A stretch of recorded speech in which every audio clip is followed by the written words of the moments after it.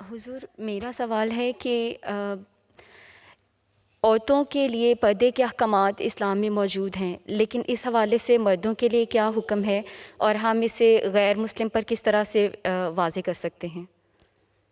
دیکھیں، جہاں عورتوں کا حکم ہے نا کہ اپنی نظریں نیچی کرو اور اپنے چہروں کو چھپاؤ، اس سے پہلے مردوں کو حکم ہے اس پہلے آیت میں کہ اپنی نظریں نیچی کرو اور عورتوں کو پٹر پٹر نہ دیکھا کرو۔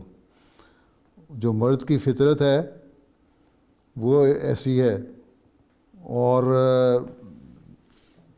اس لیے اللہ تعالیٰ نے پہلے حکم دیا مرد کو کہ عورتوں کو نہ دیکھو، نظریں نیچی رکھو۔ اور ایک حقیقی اسلامی معاشرے میں یہ ہوتا ہے، جب اخلاق بگڑ جائیں، جب دینی قدریں نہ ہوں، جب دین سے دور انسان ہو جائے، دنیا دار بن جائے، تو پھر صرف دنیاوی چیزیں، دنیاوی خواہشات رہ جاتی ہیں۔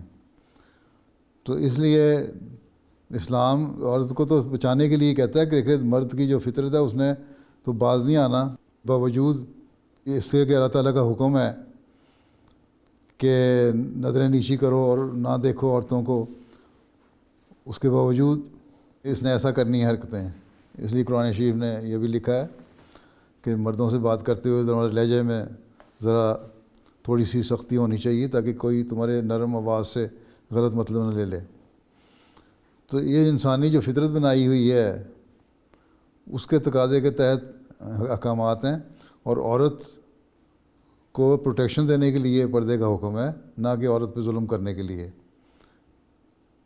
اس لیے حضرت مسیح علیہ السلام نے فرمایا کہ پہلے اگر تم مردوں کی اصلاح کر لو اور ضمانت دے دو کہ مردوں کی اصلاح ہو گئی ہے، تو پھر میں تمہیں کہوں گا کہ ہاں عورتوں کے پردے میں بھی ریلیکسیشن ہونی چاہیے۔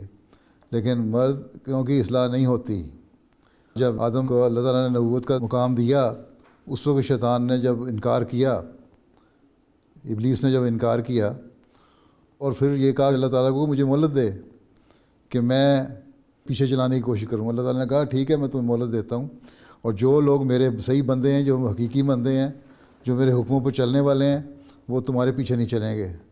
لیکن پھر بھی شیطان نے یہی چیلنج دیا تھا کہ اکثریت میرے پیچھے ہی چلے گی، اور یہی ہم دیکھ رہے ہیں۔ اللہ تعالیٰ نے یہ نہیں کہا کہ اکثریت تمہارے پیچھے نہیں چلے گی، بلکہ یہی ہم دیکھتے ہیں کہ اکثریت شیطانوں کے پیچھے ہی چلتی ہے، شیطانی خیالات ہی رکھتے ہیں، نیک لوگ کم ہوتے ہیں اور اللہ تعالیٰ کے حکموں پر عمل کرنے والے کم ہوتے ہیں۔ اس لیے جو مومن عورتیں ہیں ان کو یہی حکم ہے کہ تمہیں خود ہی اپنے آپ کو بچانا چاہیے۔